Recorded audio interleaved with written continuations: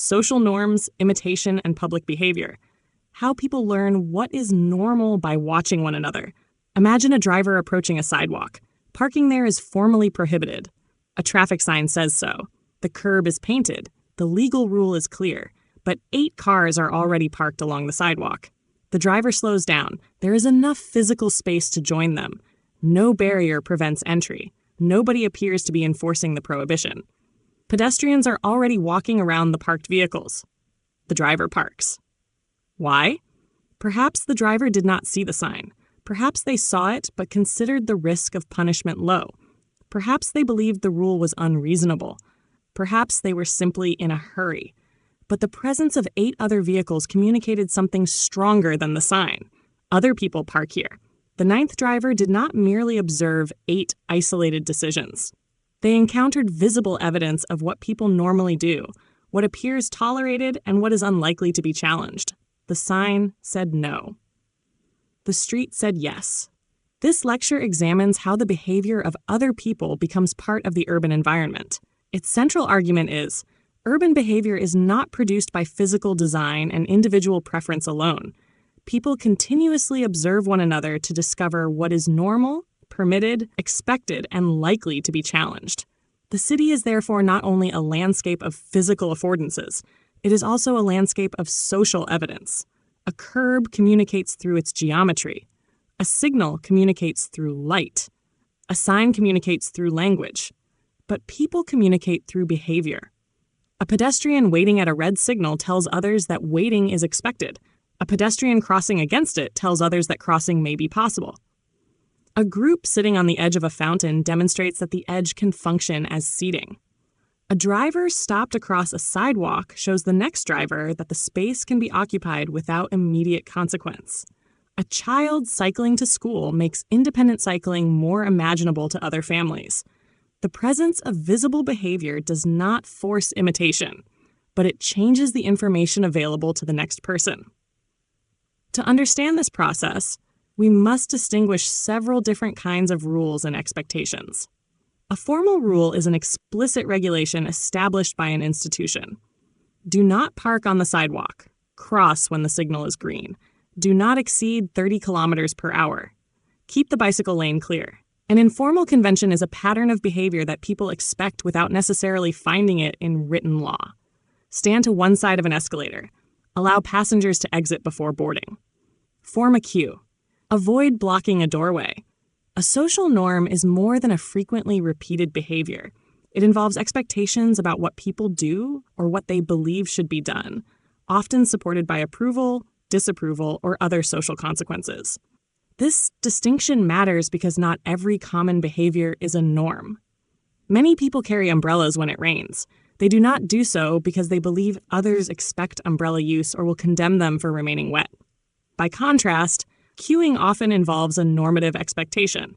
People expect others to wait their turn, and someone who moves to the front may receive looks, comments, or direct confrontation. Frequency alone does not make a norm. The behavior must become socially meaningful. One of the most influential distinctions in norm research is between descriptive and injunctive norms. A descriptive norm concerns what people appear to do. Most drivers park here. Most pedestrians cross during the red phase. Most passengers enter through this door. An injunctive norm concerns what people believe is approved or disapproved. Drivers should not park here. Pedestrians should wait. Passengers should allow others to exit first. Robert Cialdini, Raymond Reno, and Carl Kalgren developed this distinction within their focus theory of normative conduct. Their argument was not simply that norms influence behavior. A norm becomes especially influential when it is salient or focal in the situation. A sign may communicate an injunctive norm, but visible behavior may make a conflicting descriptive norm more psychologically prominent. This is precisely what happens at the sidewalk. The sign communicates what should happen. The 8 cars communicate what does happen. When the two conflict, the descriptive norm can become evidence that the formal rule lacks practical force. This does not mean people always follow the majority. The parked vehicles also communicate several other things. They suggest that enforcement is unlikely. They reduce the social visibility of the next violation. They allow the driver to interpret the action as ordinary rather than exceptional. They create physical precedent, and they weaken the driver's sense of personal responsibility. One illegally parked car may appear to be a violation. 9 illegally parked cars can begin to look like a parking facility. The asphalt has not changed. The social meaning has. The power of other people's behavior has been demonstrated in some of social psychology's foundational experiments. In the 1930s, Muzaffar Sharif used the autokinetic effect to study the formation of group norms. When a stationary point of light is viewed in a dark room without a stable frame of reference, it may appear to move. Participants first made individual estimates of the apparent movement. When they later made estimates in groups, their judgments converged. The situation was ambiguous, and other people's responses helped establish a shared standard. Sharif's experiments reveal one mechanism through which norms emerge. When reality is uncertain, people use one another as information. Many urban situations contain this kind of ambiguity. Where exactly should a queue form? Is this square a place where people may sit on the ground? Does this driver intend to yield? Is cycling permitted on this path? Must pedestrians wait for the signal when no vehicle is approaching? Formal information may be absent, unclear, or contradicted by design. People look at what others do. This is informational social influence. Others are treated as evidence about the situation. Solomon Asch later examined a different problem. In his conformity experiments, participants judged the lengths of lines after hearing several other people give obviously incorrect answers. Many participants conformed on at least some trials, even though the visual task itself was not highly ambiguous. Asch's work demonstrated the pressure created by a unanimous majority. The participant may privately believe one thing while publicly doing another. This is different from Sharif's situation. In Sharif's experiment, others help define an uncertain reality. In Asch's experiment, the individual may know the majority is wrong, but hesitate to stand apart. The urban equivalent appears whenever a person follows a practice they privately reject because opposition carries social cost. A resident dislikes cars parked in the courtyard, but parks there because everyone else does. A driver believes speeding is dangerous, but matches the surrounding traffic because driving more slowly produces pressure from behind. A passenger wants to let people exit the bus first, but is pushed forward by the boarding crowd. A cyclist rides on the sidewalk because using the carriageway would expose them to danger, and using an empty bicycle lane would require crossing a hostile junction. Conformity is not always a moral failure. Sometimes it is a practical adaptation to a collectively produced situation. This is why social norms cannot be understood by studying attitudes alone. People may privately disapprove of a behavior while continuing to participate in it. Pluralistic ignorance occurs when many individuals privately reject a condition but mistakenly believe that most others accept it. Everyone observes public compliance. Nobody can see private discomfort. The visible behavior, therefore, reproduces a false impression of agreement. Consider a residential courtyard filled with parked cars. Many residents may dislike the loss of play space, trees, and emergency access. But each person sees everyone else parking. Each assumes the arrangement reflects general preference. Few residents speak because they believe they are in the minority. Their silence then becomes further evidence that the situation is accepted.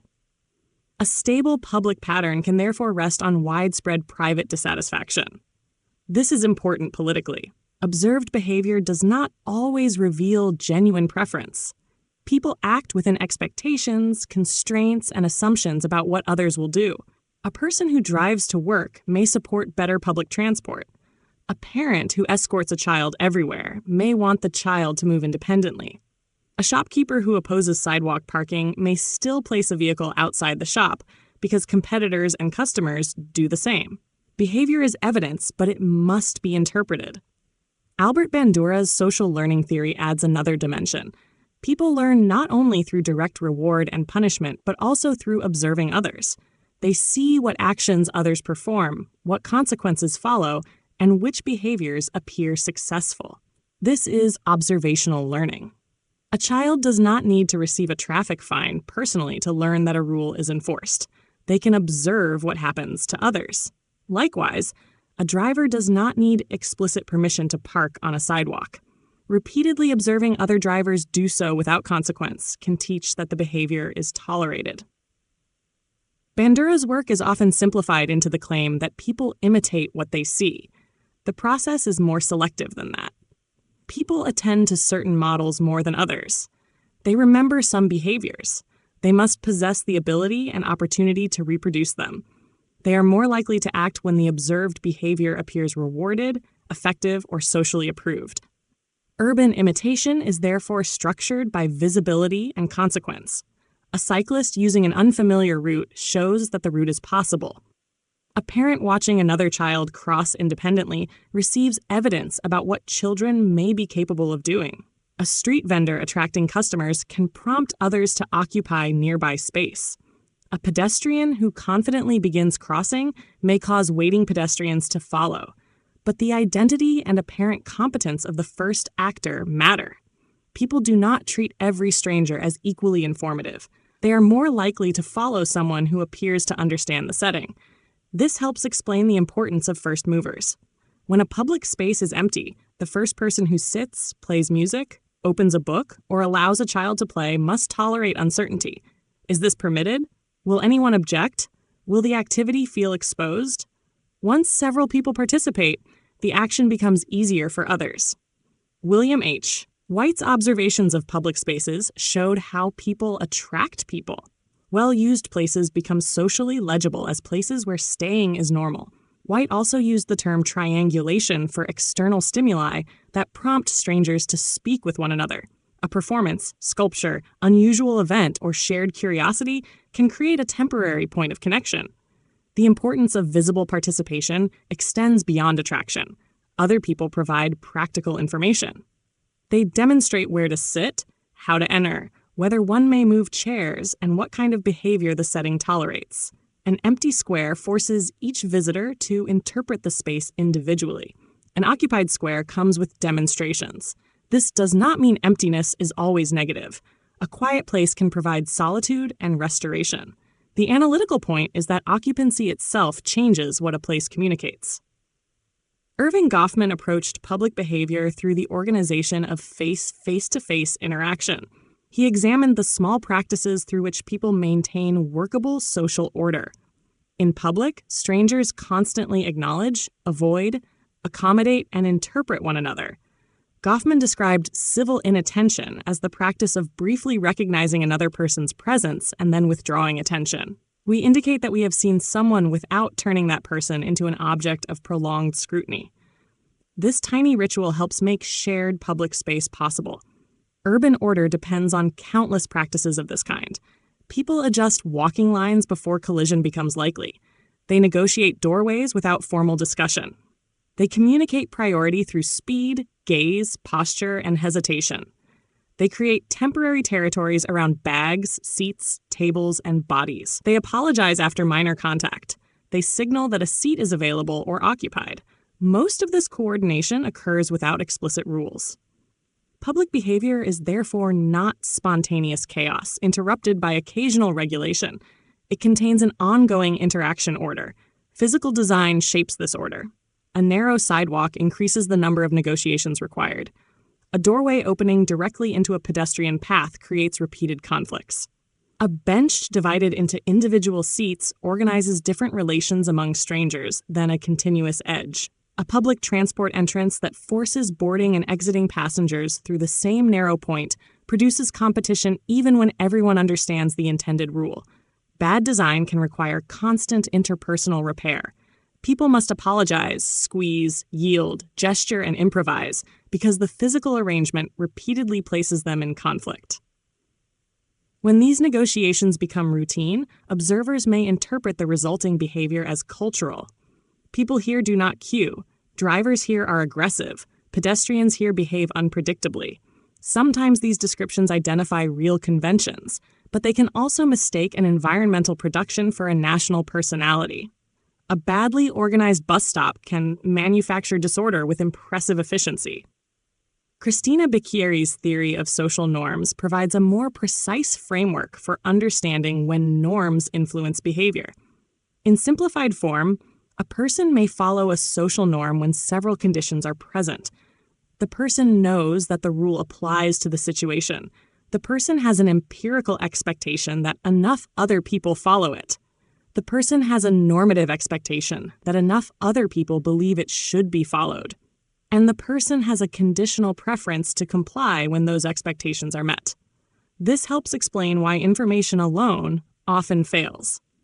A resident may know that parking on the sidewalk is prohibited, but they may expect most drivers to violate the rule. They may also expect neighbors, police, and public officials to tolerate the behavior. Knowledge of the formal rule is present. The supporting social expectations are not. Changing the sign does little because the problem is not ignorance. This framework also explains why norms can collapse quickly. Suppose a street is kept clear through consistent physical protection and enforcement. Drivers expect others not to park there. They expect violations to be challenged. Compliance appears normal. Then enforcement becomes irregular. One car parks without consequence. Another follows. As violations become visible, empirical expectations change. Drivers begin to expect parking. Residents stop challenging it because confrontation now seems futile. A functioning norm can unravel before anyone formally repeals the rule. Norms are therefore connected to collective expectations. I may be willing to keep a shared courtyard clear if I expect others to do the same. I may be willing to sort waste if I believe the system will collect it separately. I may allow passengers to exit first if I expect others not to rush past me. When compliance depends on expectations about others, individual persuasion has limited power. The person is not necessarily asking, "What do I personally believe?" They may be asking, "What will happen if I cooperate while everyone else does not?" This connects social norms to collective action theory. Elinor Ostrom studied how communities govern shared resources without relying exclusively on privatization or centralized command. Her work showed that successful collective governance often depends on clear boundaries, locally appropriate rules, participation in rulemaking, monitoring, graduated sanctions, and accessible means of resolving conflict. Urban public space is not identical to the irrigation systems, forests, and fisheries central to much of Ostrom's research. But the broader lesson applies. A shared space does not remain functional through moral instruction alone. People need understandable rules, credible monitoring, and reasonable confidence that cooperation will not simply create opportunities for others to defect. Consider a residence agreement to keep a courtyard free of cars.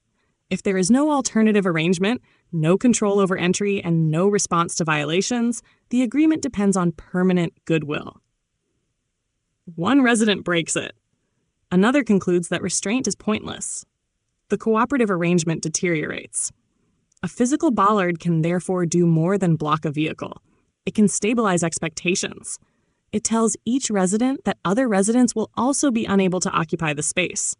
Infrastructure can support cooperation by making the desired rule credible. Thomas Schelling explored how individual choices can produce collective patterns that nobody explicitly intended.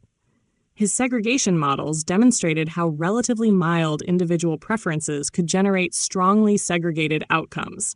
The broader insight is that visible collective patterns cannot be read straightforwardly as evidence of strong individual desires.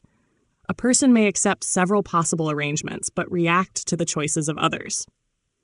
Through repeated local adjustments, the system produces a large-scale pattern. Mark Granovetter's threshold model similarly examined how participation can depend on how many others have already acted. One person may join a protest when nobody else has joined. Another may participate only after 10 people do. Another requires a majority. Individuals therefore possess different behavioral thresholds. A small initial group can trigger a cascade if its participation crosses the thresholds of others. Urban change often follows this structure. Some people will cycle even without infrastructure. Others will cycle after a protected route appears. Others require visible numbers of ordinary riders. Parents may allow independent travel only after they see other children doing it. Businesses may place seating outdoors only after neighboring businesses demonstrate that it works. The population does not suddenly acquire a new preference at the same moment. Different thresholds are crossed in sequence. This is why critical mass matters. The phrase should not be treated as magic. There is no universal percentage at which every norm changes. The relevant threshold depends on visibility, trust, risk, identity, consequences, and the structure of the network. 10 cyclists passing within an hour may be more influential than 50 passing unnoticed during a day. 3 neighbors taking coordinated action may matter more than hundreds of anonymous supporters elsewhere in the city. People observe their relevant reference groups. A teenager may care about what peers do. A shopkeeper may watch nearby businesses. A parent may observe families with similar children. A municipal employee may watch what senior officials reward or ignore. The question is not only how many people behave in a certain way, it is which people are visible to whom. Minorities can also influence majorities.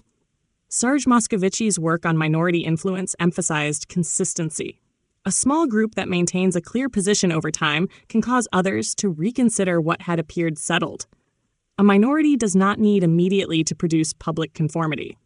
It can introduce doubt, make alternatives thinkable, and expose the fact that apparent consensus is incomplete. In urban change, the first users of a new bicycle lane, the first businesses supporting a pedestrian street, or the first residents reclaiming a courtyard may initially appear unusual.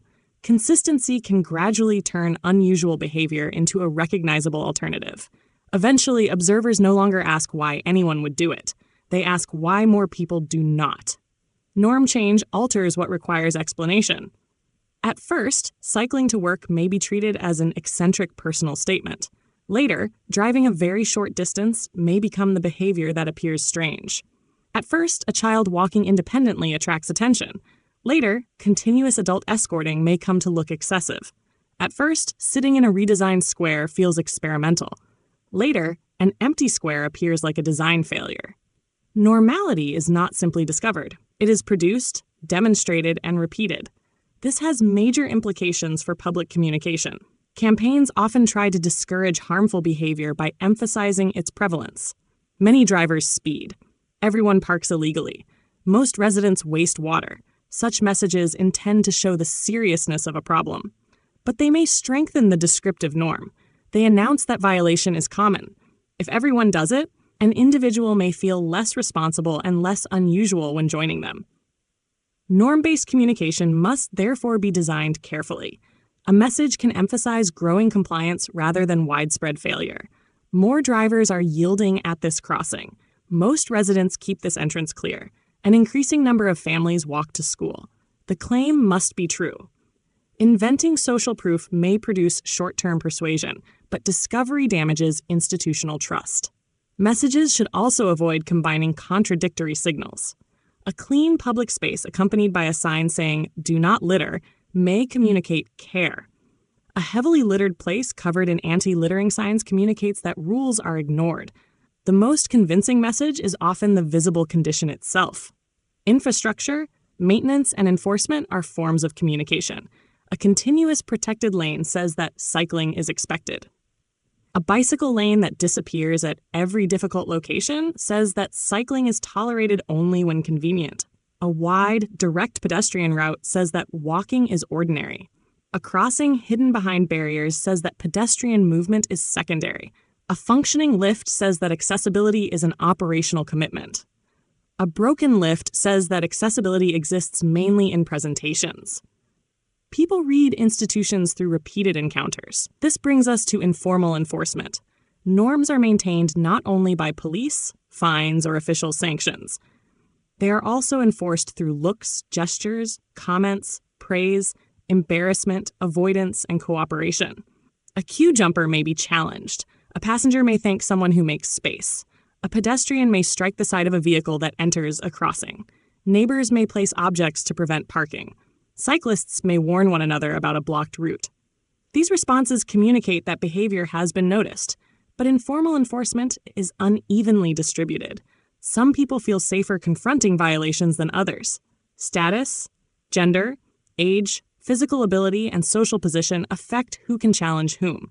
Relying on citizens to enforce basic rules can therefore transfer institutional responsibility onto those with the least power. A pedestrian should not have to negotiate personally with every driver blocking the sidewalk. A wheelchair user should not have to persuade businesses repeatedly to clear an entrance. A parent should not need to confront speeding drivers each morning. Informal norms matter, but good governance should reduce the need for constant interpersonal conflict. Norms can also become attached to identities. Modes of transport, forms of dress, neighborhoods and public activities acquire social meanings. Cycling may be seen as sport, poverty, environmentalism, childhood, elite lifestyle, or ordinary transport depending on the social setting. Public transport may signify necessity in one context and convenience in another. A cargo bicycle may initially mark its rider as unusual and later become associated with a recognizable type of urban parent. These meanings influence imitation because people do not copy behavior in the abstract. They ask, consciously or otherwise, is this something people like me do? Would performing it place me within a desirable group? Would it threaten how I want to be seen? This is why merely proving that an action is efficient may not make it socially normal. People may reject a practical option if it carries an unwanted identity. Conversely, an inefficient behavior may persist because it communicates competence, care, status, adulthood, or belonging. Norm change therefore involves representation. Who is shown walking, cycling, using public transport, or occupying public space? Are they presented as exceptional heroes, vulnerable beneficiaries, or ordinary citizens? Sometimes praise can unintentionally preserve abnormality. Calling every person who cycles to work a brave pioneer may reinforce the idea that cycling is an extraordinary act requiring special courage. The goal of normalization is different. It makes the behavior unremarkable. No speech, no medal, someone is simply going to work. How should social norms and public behavior be researched? The first method is systematic observation. Record visible behavior, but do not assume that frequency alone reveals a norm. Observe sequences. What happens before the action? What do others do afterward? Does anyone challenge, assist, or imitate? Does one violation produce additional violations? The second method is to separate empirical and normative expectations. Ask people what they think others do. Then ask what they think others approve of. Then ask what they themselves approve of. These answers may differ. A resident may believe most neighbors park in the courtyard, believe most neighbors privately dislike it, and personally support removing the cars. That is a very different situation from genuine collective approval. The third method is the factorial survey or vignette. Present people with variations of the same situation. Would they park if no other car were present? If 3 cars were present? If enforcement were visible? If a neighbor objected? If loading were permitted for 10 minutes? Changing one condition at a time helps identify which expectations influence the action. The fourth method is social network analysis. Whose behavior is visible and influential? Which groups serve as reference points? How does information travel among residents, parents, businesses, or commuters? The fifth method is before and after observation. When infrastructure, enforcement, or public communication changes, examine whether descriptive behavior and social reactions change with it. Do people begin to follow the new rule? Do violations become less common? Are they challenged more quickly? Does the new behavior spread beyond the intervention area? The sixth method is qualitative interviewing. Ask not only why a person acted, but what they expected others to do and what they believed would happen if they acted differently. This reveals the social dependency hidden inside an apparently individual choice. Throughout this research, several analytical mistakes must be avoided. The first is treating every repeated behavior as a social norm. Some actions are common because they are physically convenient, economically necessary, or individually habitual. The second is assuming that observed behavior reveals approval. People may comply publicly while disagreeing privately. The third is treating culture as an explanation that requires no further investigation. Saying, "People here behave like this," describes a pattern. It does not explain how the pattern is produced. The fourth is ignoring the physical environment. People may appear uncooperative because the design repeatedly places them in conflict. The fifth is relying on information when expectations are the real problem. People may already know the rule. The sixth is publicizing the prevalence of unwanted behavior and accidentally normalizing it. The seventh is expecting first movers to absorb unlimited risk. New behavior often requires protection, coordination, and visible institutional support. The eighth is assuming that norm change occurs uniformly. Different people have different thresholds. The ninth is interpreting absence as rejection. People may support an activity but lack the infrastructure, confidence, skill, or social permission to participate. The 10th is imagining that norms float above institutions. Maintenance, enforcement, public spending, and official behavior continuously teach people which rules are real. We can now return to the ninth driver. The driver reaches a prohibited sidewalk and sees 8 parked cars. The decision is no longer simply a contest between personal morality and a traffic sign. The driver encounters a descriptive norm. They infer weak enforcement. They observe that the physical space permits entry. They expect little social resistance. They may believe other drivers would consider parking reasonable. They may also assume that refusing the space would impose a personal cost without improving the collective situation. The behavior is individual. Its conditions are social. If the city wants a different outcome, another sign may not be enough. The physical affordance for parking may need to be removed. Enforcement may need to become credible. Alternative loading or parking arrangements may be necessary. Pedestrian use of the sidewalk must become visible. Early violations must be addressed before they become evidence of a new normal. Residents must see not only that parking is prohibited, but that others will also comply. The wider lesson is that urban order is continuously reproduced through public evidence. Every action becomes part of the next person's environment. A driver who yields makes yielding slightly more expected. A vehicle parked on the sidewalk makes the next violation easier. A child cycling to school expands another parent's idea of what children can do. A group occupying a square demonstrates that the square belongs to public life. A passenger making space models cooperation. A city official ignoring a violation teaches that the formal rule is optional. This does not mean one action transforms an entire culture. Most individual acts disappear without producing a cascade. But repeated visible behavior accumulates. It establishes expectations. Expectations guide decisions. Decisions reproduce visible behavior. The cycle can stabilize cooperation or normalize dysfunction. The final questions are therefore not only, what rule is written? We must also ask, what do people actually observe? What do they believe others normally do? What do they believe others approve of? Which violations pass without consequence? Which cooperative actions are visible? Who can challenge the prevailing behavior safely? What conditions make first movers possible?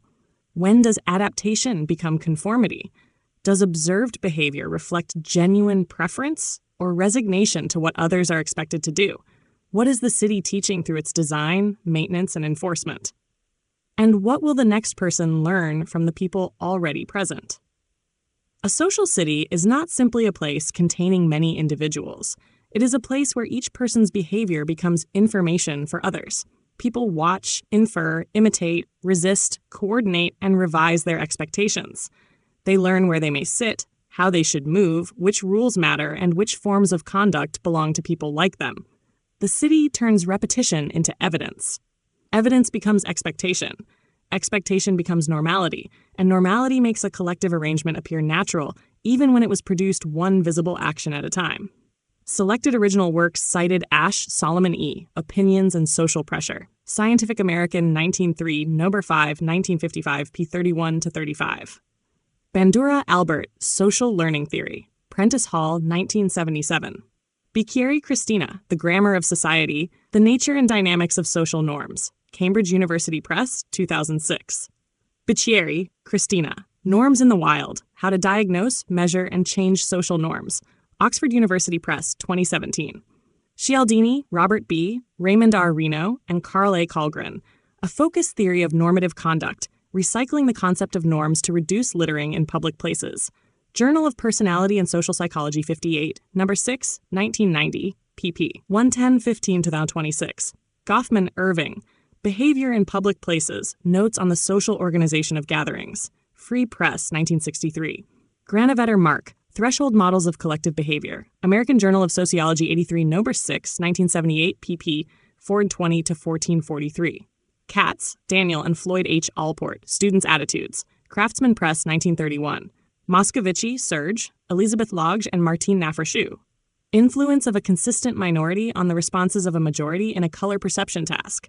Sociometry 32, number 4, 1969, pp. 365-380. Ostrom, Eleanor. Governing the Commons, The Evolution of Institutions for Collective Action. Cambridge University Press, 1990. Schelling, Thomas C., Micromotives and Macrobehavior. W. W. Norton, 1978. Sheriff, Muzaffar, The Psychology of Social Norms. Harper, 1936. White, William H., The Social Life of Small Urban Spaces. Conservation Foundation, 1980.